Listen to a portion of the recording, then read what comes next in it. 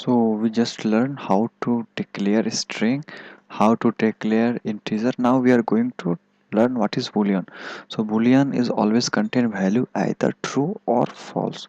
So let's come and try to give the type as a Boolean. Okay, I'm going to give name as a B and I'm going to put the value as a true. Okay, so I'll just save and I will come down. I will just use s out.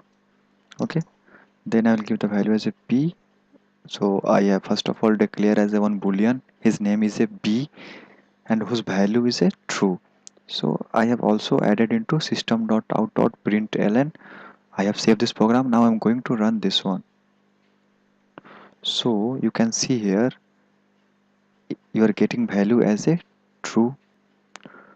So now I'm going to change the value as a false. So I just save. Now I'm going to run this program. So you can see here we are getting value as a false. One more thing, like suppose always boolean value by default it's contain false. So if I'm going to remove this one, I'm going to save this one. Now you can see here we'll get the error.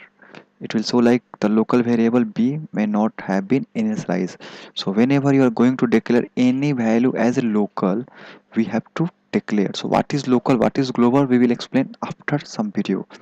So we just learned how to declare string, integer and boolean.